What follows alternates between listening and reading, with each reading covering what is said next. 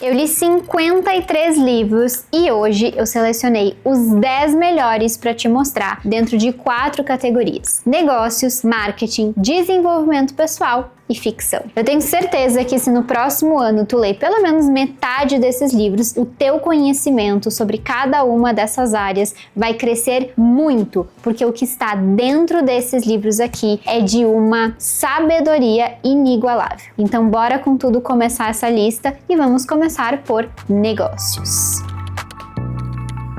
O primeiro livro de negócios que foi um favorito desse ano é O Diário de um CEO, escrito por Steven Bartlett. Nesse livro, ele vai ensinar sobre algumas diferentes áreas também, que não são apenas o business, né, a empresa, mas começando pela pessoa física, então como que tu precisa te organizar para estruturar as tuas metas, o que tu precisa observar na criação do teu negócio, passando pela área de marketing e comunicação, depois filosofia de vida e finalizando sobre ensinamentos de equipe. Então, como gerenciar uma equipe para escalar cada vez mais o negócio, que quem tem uma empresa sabe que entender de gente é um requisito que não tem como não desenvolver quando tu empreende. Eu acho que de todos os ensinamentos desse livro aqui, primeira coisa que é importante falar, esse livro tem uma escrita muito fácil, muito tranquila, então parece que realmente tu tá sentado numa conversa com o Steven Bartlett e ele tá te contando sobre coisas que ele tirou de insights na vida dele empreendendo. O Steven Bartlett, ele tem um dos podcasts mais assistidos do mundo inteiro hoje em dia, então ele é uma figura muito importante, mas ele já teve agência de marketing, ele é um investidor serial hoje em dia em vários outros negócios, então são ensinamentos muito válidos. E eu acho que uma das coisas que eu mais gostei de ver é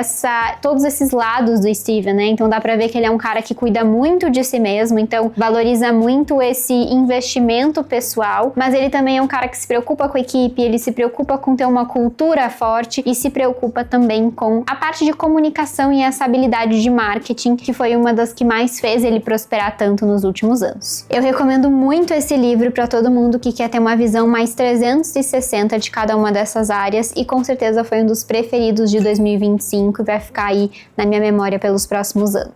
Aí a gente entra num segundo livro que talvez, e eu já vou pedir desculpas por isso, porque muitas pessoas perguntam quando eu mostro livros em inglês: Bela, mas tem esse livro em português? Não tem esse livro em português? E esse livro que eu vou mostrar agora não tem em português, mas ele é um livro que mexeu muito comigo, que foi um livro que demorou até pra eu ler, porque eu precisava digerir tudo que tava nele, que é All I Wanna Know Is Where I'm Going to Die, So I'll Never Go There. Tipo, é um nome que é uma tripa já, ninguém vai entender, depois eu coloco aqui na descrição o nome dele, mas esse livro é muito interessante porque basicamente foi esse autor, que é o Peter Bevelin, que ele reuniu vários ensinamentos do Warren Buffett e do Charlie Munger, que foram, né, dois sócios. Infelizmente o Charlie já não está mais entre nós, mas foram dois sócios de extremo sucesso com a Berkshire Hathaway, que é a empresa do Warren Buffett, que foi fundada pelo Warren Buffett, que é uma empresa de investimento. Então eles tinham muito essa filosofia de comprar empresas, reformar essas empresas, ajudar essas empresas a crescerem, e elas iam ganhando valor de mercado e com o tempo esse valor ia multiplicando o patrimônio deles, então viraram aí bilionários fazendo isso. E uma das coisas que eu mais gostei desse livro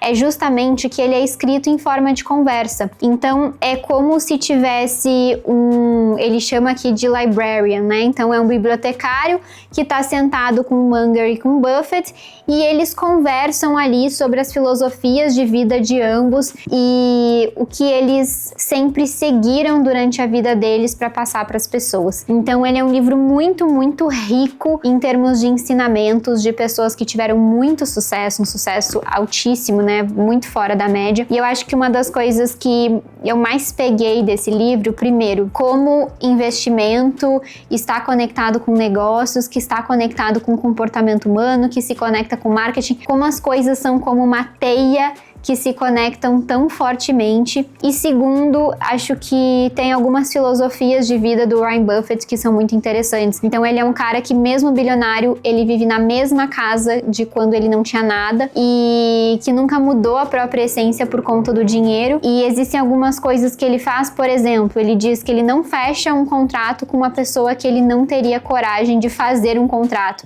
Então ele tem alguns ensinamentos que são simples, mas que voltam para a base, e quando a gente gente volta pra base é quando a gente mais consegue ter sucesso. Então esse é um livro muito, muito incrível, infelizmente não tem em português, mas pra quem sabe ler inglês, talvez encontre aí no mercado. Tem mais um livro de negócios antes da gente entrar nos livros de marketing e vendas que eu não tenho físico, mas tem o e-book que também não tem em português.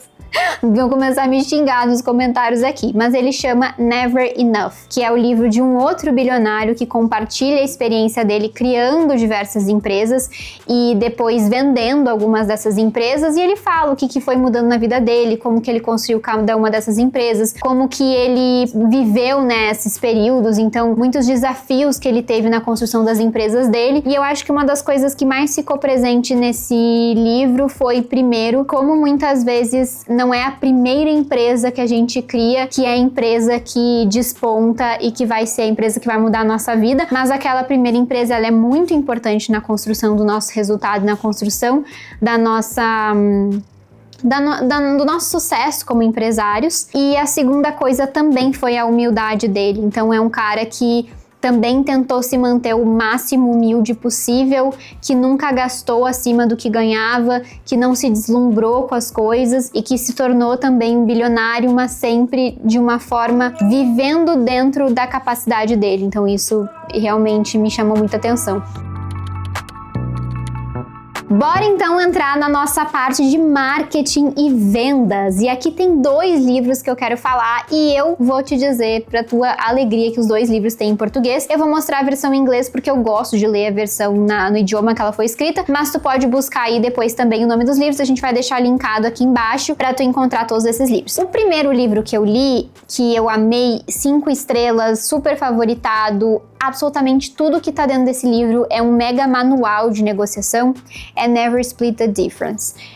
Depois eu deixo de novo o nome em português, mas por que esse livro foi tão incrível e eu gostei tanto de ler esse livro esse ano? Porque basicamente ele é escrito por um cara que foi negociador do FBI e ele entendeu quando ele estava lá que as negociações elas não eram lineares, né? Então, no primeiro momento, o FBI ele tinha um procedimento que sempre era seguido por todos os negociadores e nesses procedimentos muitas vezes não era levado em conta o que é mais importante na negociação, que é a emoção. E aí ele começou a perceber isso, começou a mapear esses pontos e começou a fazer alguns ajustes na forma de negociar com base nas emoções das pessoas. Então, em vez de só, numa regra de negociação básica, descubra o que o outro quer, descubra se tem os parceiros ali que estão influenciando também na decisão. Não é só sobre o que o outro quer, mas sobre como o outro está se sentindo, como o outro percebe a situação. Ele está desesperado, ele não está desesperado. Se ele está desesperado, às vezes ele pode cometer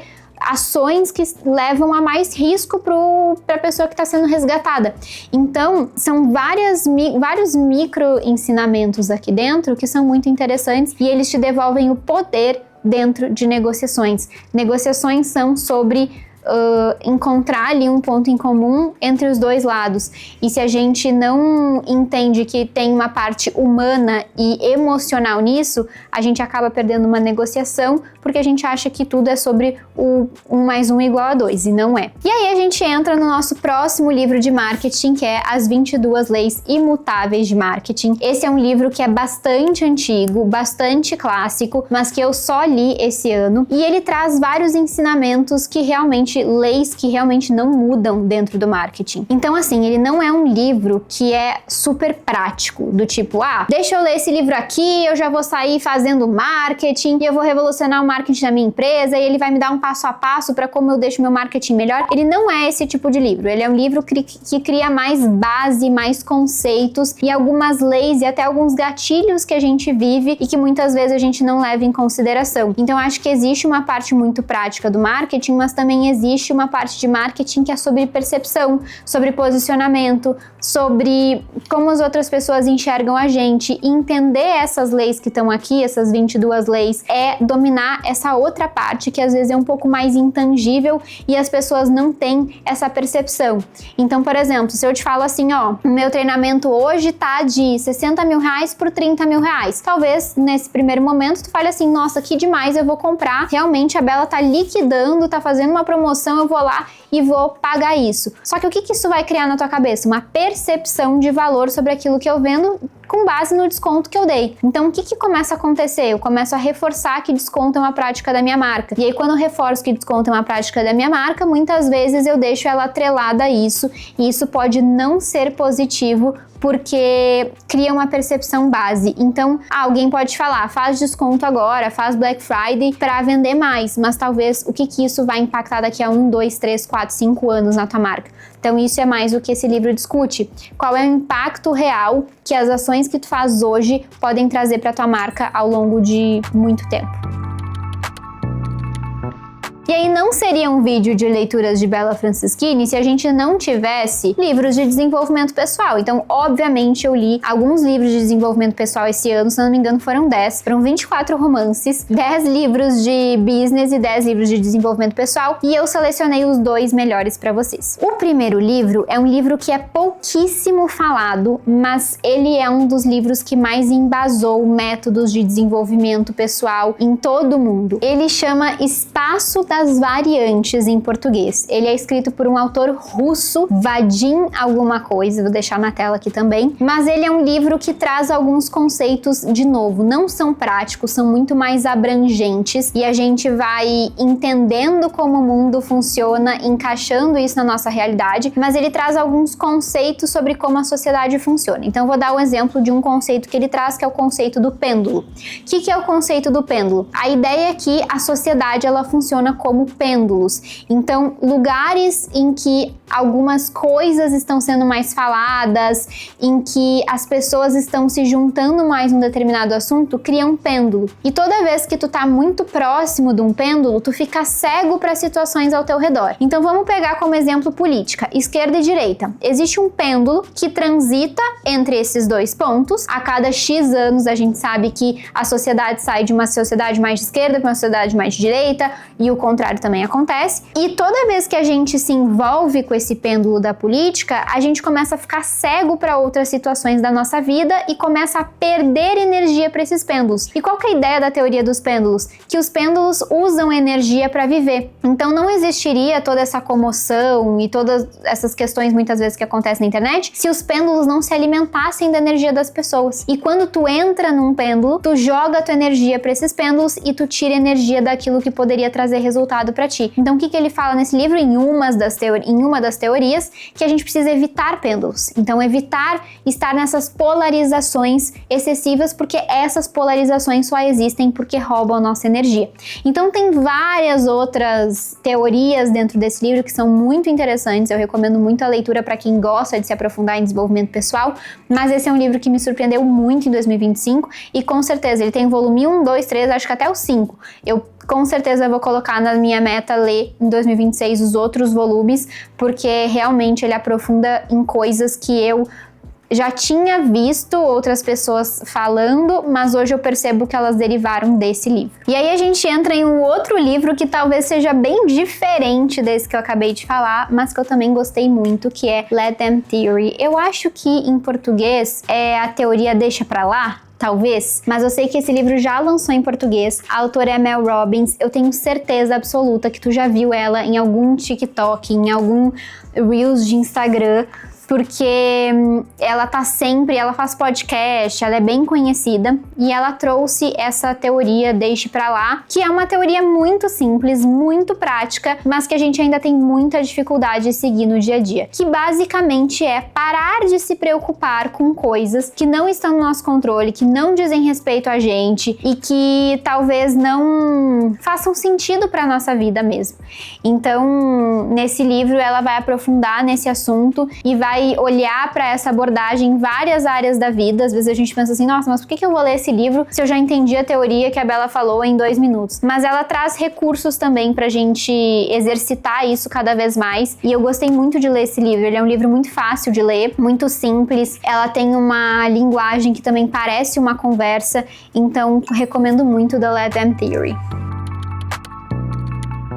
E aí a gente entra nos nossos livros de ficção. E, gente, vou ser muito sincera, Poxa, de 600 livros de ficção que eu li esse ano, eu só consegui pegar 2 que foram meus favoritos. Mas eu acho que eu tô cada vez mais cri-cri também, sabe? Com esses favoritos. E eu leio muito por diversão, né? Então tem algumas pessoas que gostam de assistir série, gostam de assistir filme. Eu gosto muito de ler, eu gosto de ler esses livros que são mais tranquilos, mas nem todos eles são 5 estrelas. Mas eu trouxe aqui 2 livros que foram 5 estrelas e que eu recomendo muitíssimo, tanto pela escrita quanto pela história, os 2 dão aula. Primeiro livro é esse livro aqui que chama Impostora, da R.F. Kuang. Esse livro, ele me impressionou demais. Primeiro que a escrita, ela é eletrizante. A história é sobre uma escritora que é fracassada, então ela tentou publicar alguns livros, não deu certo, ela nunca teve uma carreira brilhante, mas ela tem uma amiga que é brilhante, que é uma escritora que muito nova já despontou e teve vários best-sellers, enfim. E algumas vezes no ano ou durante os anos elas se encontram. E tem uma noite que essa amiga dela que faz muito sucesso, tá na cidade, que vai fazer alguma sessão de autógrafos, alguma coisa assim. E ela tá, na verdade ela tem um apartamento lá, mas elas combinam de se encontrar. E tudo isso que eu tô falando tá aqui na capa, tá? Então não é nada spoiler. Mas elas se encontram e aí elas estão na casa dessa escritora, que é a Athena, que é a escritora bem-sucedida. A Athena se engasga, morre na frente dela.